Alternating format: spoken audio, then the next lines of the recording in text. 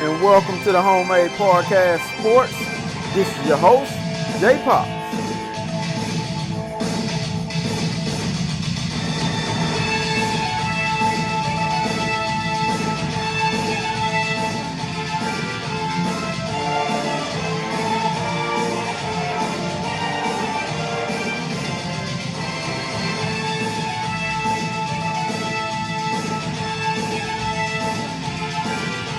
And welcome back to the Homemade Podcast Sports with your host, J Pops.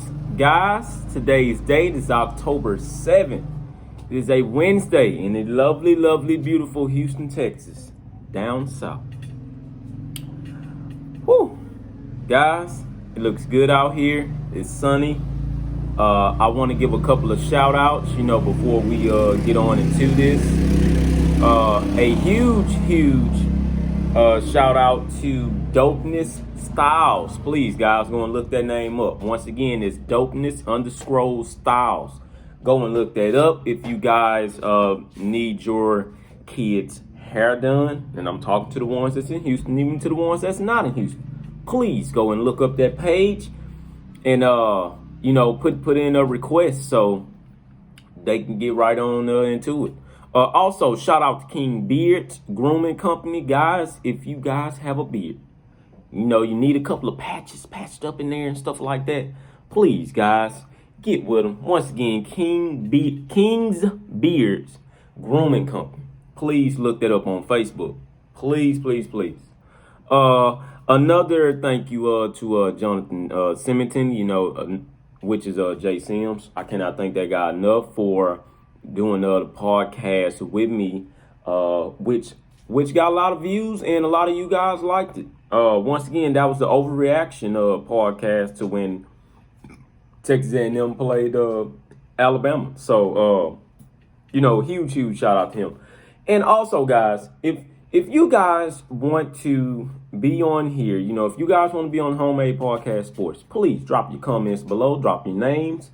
And I will get in touch with you guys. And hey, I love talking to you guys. So if you guys want to be a part of it, make a discussion between me and you on the overreactions of, what happened in the game, what you like, what you didn't like, stuff like that. Please, guys, get with me.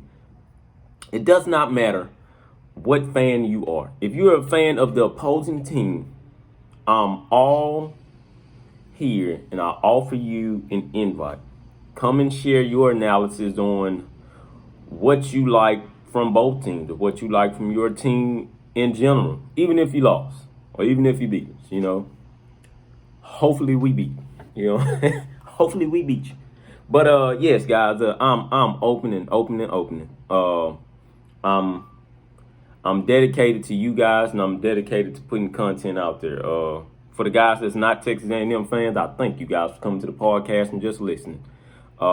Because believe it or not, I listen to other teams too. I want to know the insight on things. So, anywho, let's go ahead and get on into it. So, on this latest edition of the Homemade Podcast Sports, guys, I'll be giving you a huge topic in question. And I'm bringing this question out because now I'm hearing, it's always something. Now I'm hearing, is Mike Elko the guy for Texas A&M on defense? Which is a crazy freaking question to me. Crazy. Which leads me to another question. Is Texas A&M and Mike Elko able to develop a defense? No, not the backfield. We all know we need to develop a lot of guys there. But the defense overall. Is Texas A&M and Mike Elko able to develop that Texas A&M defense? I'm going to go ahead and answer the question for you now. My answer is yes. It's yes. I believe so. Once again, that guy hadn't been there nothing but, going on year 3, along with Jimbo Fisher. Now, does he need to change some things? Yes. Hell yeah. We're not going to shy away from that. Yes, he does need to change up a couple of things. But that's okay. His staff is young. And when I say staff, I'm talking about the players. But his kids are young. Some of them are sophomores. Some of them are juniors. One guy that's a junior that I was highly on, and they convinced that guy to stay around, even although he wasn't recruited by Jimbo Fisher and the recruiting staff, was Leon O'Neal. That guy by far is my top 5 guy for if he goes out next year. I believe that Leon O'Neal has made a drastic improvement. Have we seen that in the passing game? No. But can Leon O'Neal make tackles in space? Yes. That is the more pure tackling guy in the backfield in all of the SEC. I know guys are going to have opinions about that, and I understand that, and I get that. Is he good at shutting down the pass? No. And that's what he has to develop on. That's what he has to work on. But Leon O'Neal is a surefire tackler. He can make open tackles, in space, man. I've seen it. And that's what Mike Elko is actually building on. Now we've got the huge likes of the 5-star safety Jalen Jones, in which I haven't seen the 5-star defensive back come to Texas A&M in a long time. A long time. I know guys are going to share their thoughts on that. They might have paid him and et cetera, whatever. The question that I have for it is, can A&M and Mike Elko develop a defense overall and turn those guys into an SEC defense? So, as I was, reading the article, and this was from 247, and I was reading a very, very interesting article, and those guys were interviewing Jimbo Fisher and asking him, are things, just pretty much looking good? The reaction from Jimbo Fisher was, yeah, we're improving, but it's not enough. In which I agree.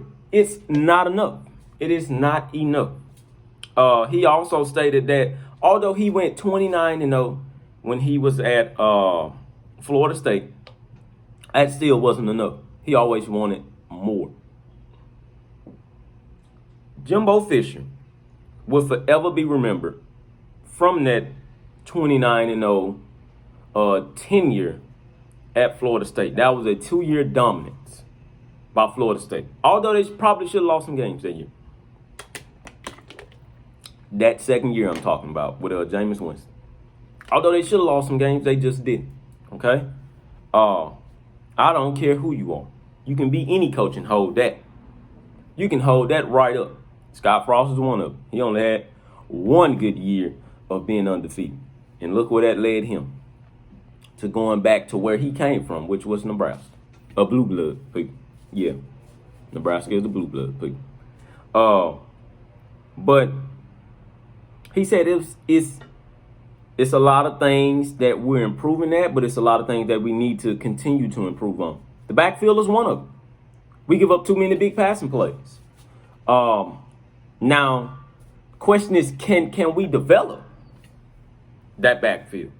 And I know, I'm saying the defense overall, but can we develop that backfield? Because that's one of the critical errors of Texas A&M, and that has always been one of the critical errors. That's one of them, people. One. So, what comes with that development is, and I heard, I was looking at something yesterday with Urban Meyer. And I know a lot of people, don't like Urban Meyer, and a lot of people does. But I was listening to him, and I don't know if you guys may have caught this yourself, but it was from one of those Fox Sports. I believe they were doing that, the day of the big noon kickoff game, and he was giving out some interesting information. And what he was talking about, it's a lot of guys that are asking the same question that many guys are asking about Texas A&M. So the question that they had was, what is wrong with Texas? UT, Longhorns. What is wrong with UT? So Urban Meyer kind of broke it down, and he was like, man, they're getting good classes under Tom Herman. The problem is they're just not developing. They're not developing the talent that they have over there. And the Longhorns have a lot of talent. They have a lot of talent. Same thing can be said about Texas A&M. They have a lot of talent. So Urban Meyer's brought up an interesting point, and he said for the last few years, for the last decade per se, Texas A&M probably was only one step behind Texas in recruiting one time. Out of the entire decade, one time. So the gap with recruiting, we pretty much dominated that. And he brought up another interesting point. And he said when Texas and the University of Texas A&M split off, when A&M went over to the SEC, it was pretty much a game changer. And, that's when they kind of started talking about the Big 12 overall, stuff like that. But it was pretty much a game changer. And what happened was A&M went to the SEC. And when A&M went to the SEC, with us being in the biggest recruiting background in all of football, period, because our state is so big. And with us being in that recruiting hotbed, per se, as they call it, it was able to make Texas A&M one of the premier football programs of Texas. And until this day, and, starting with 2020 also, and until this day, Texas A&M is still kind of like the premier program when it comes to football. When it comes to, guys wanting to play. Guys want to play for the SEC. They want to get a feel of that SEC, and things like that. But anywho, not to get off the subject or whatever. So Urban Meyer had broke down everything. So in his statement, he was saying, well, I don't believe that the development is there.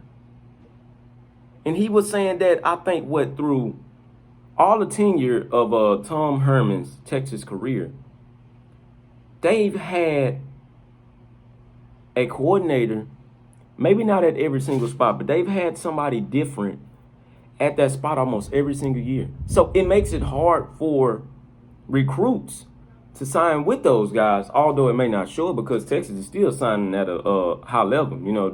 They're still recruiting at a high level and coming up with huge recruiting classes. So he was saying that the developmental stage just may not be there. And what comes with the developmental stage is the coaching, of course, the facilities, stuff like that, the conditioning also, and, also with, things like, the meal preparation, play calling, and a couple of more other things, man. So it got me thinking to myself, well, is Texas A&M and Mike Elko ready to develop an all-out SEC defense? Like I say, my answer is yes. The problem about it is that we haven't changed the coordinator yet. Ever since Jimbo Fisher has been there, we haven't changed the coordinator yet. Now, guys have left. Don't get me wrong. Coordinators have left because of the simple fact that they're seeing something that's working for them over at Texas A&M with talent that was already on that roster before Jimbo Fisher had even came in. So you guys have to understand that also. So what Mike Elko is doing is bringing in guys that he's recruiting. It's just the problem is that those guys aren't executing like how many of us want them to on the field. But that's only due to the developmental stage. Those guys have to keep on forming into an SEC defensive product. And I don't know if that, makes sense or not. So if it doesn't make sense, well, let me break it down here. Let me explain to you. An SEC product, and we're just talking about defense here. Auburn, I'm going to give out those guys. How long has Gus been there? Gus has been there for almost, 8 years now? Gus' defense has always saved him. Always.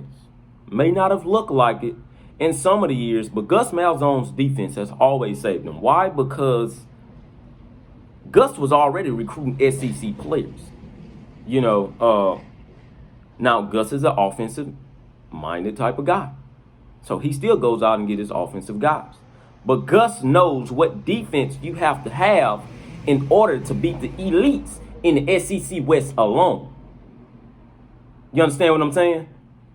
Gus already knows what it takes because Gus has been there and he's seen this. He's already seen it. He knows what to do. He knows what type of guys he like, and he knows what type of guys will fit that SEC product and mindset of, okay, well, this is what we have to do to challenge all other teams going forward. So that's why, if you haven't seen or not,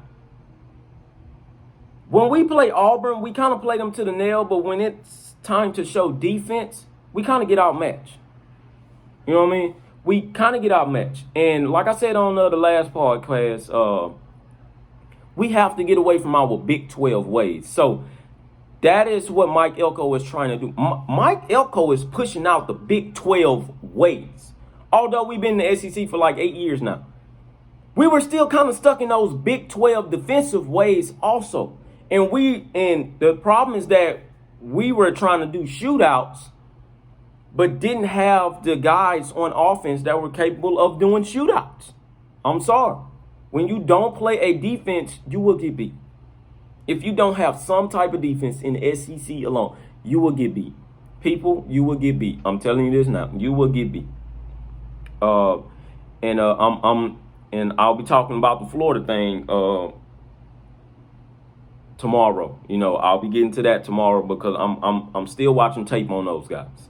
Which Florida is crazy, but Florida ain't showing any defense. But you can bet your ass when they come down to Kyle Field, it's going to maybe look like a newer defense, but it's still going to be like the same Florida defense they're running this year. It's just the problem is that Florida has learned how to get into shootouts. They've kind of evolved also. You know what I mean? But anyways, anywho,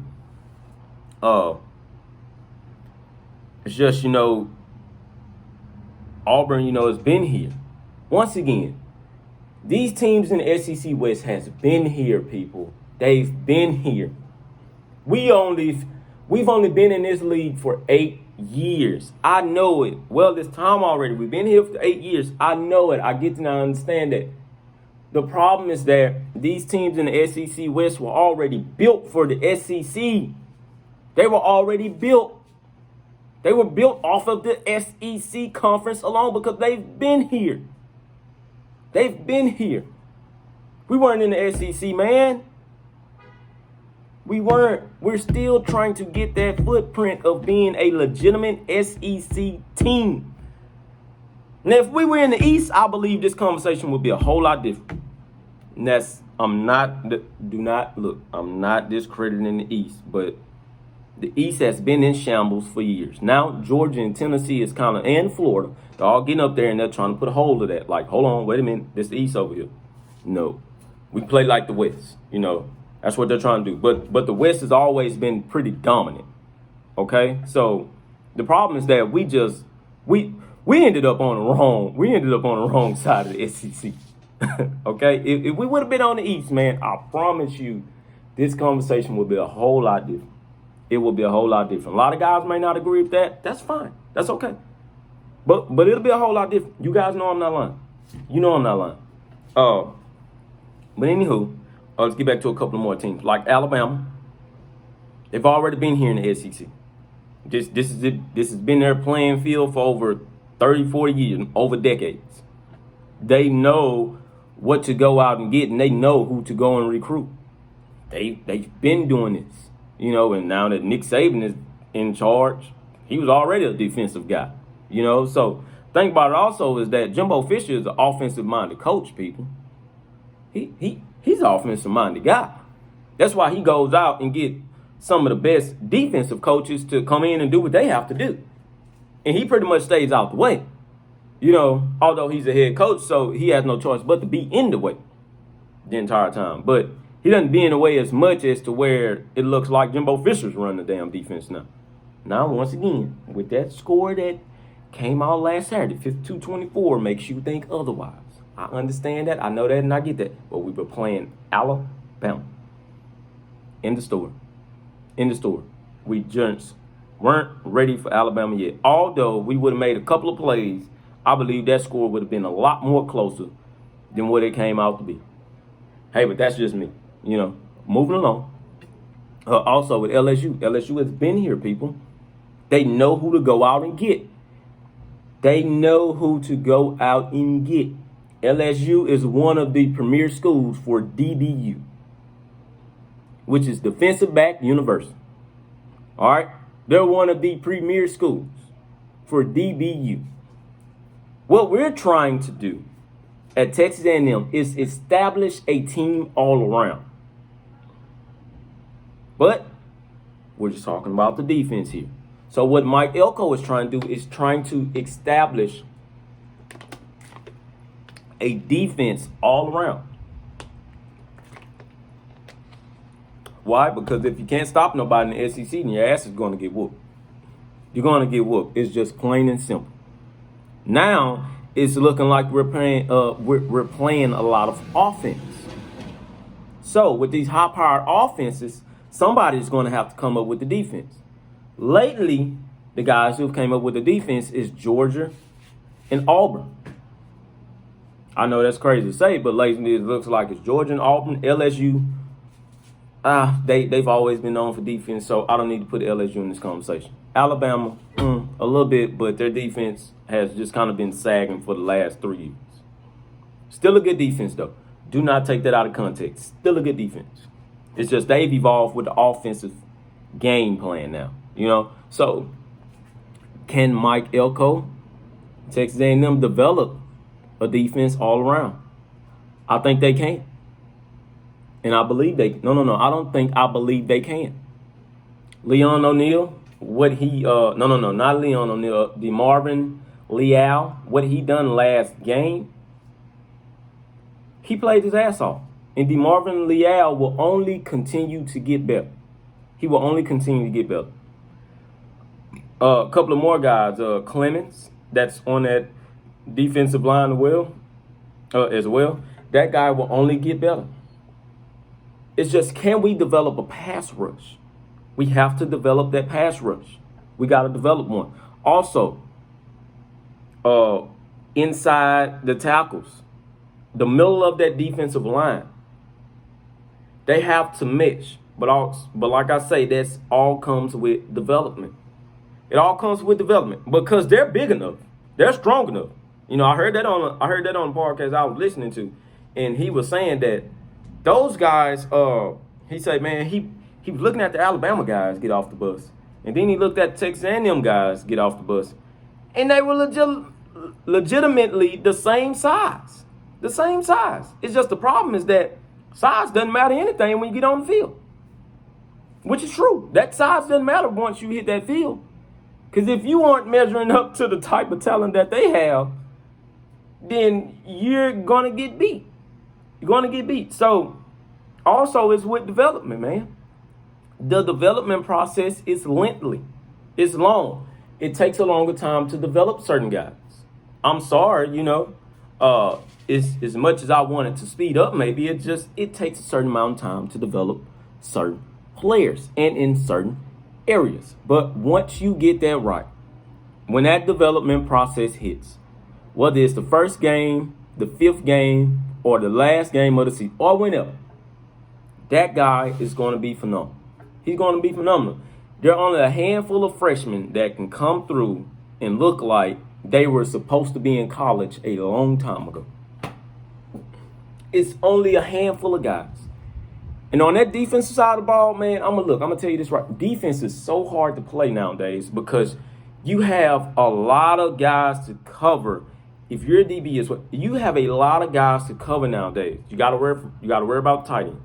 You got to worry about 5-6 wide receivers, in which you don't know what everybody is going to give. Things like that. You have to play these guys. So I believe that our linebackers have to continue to develop, in which that is another big part that we're missing at Texas A&M. But I think those guys are going to be pretty good as the season goes on. I think we'll be okay.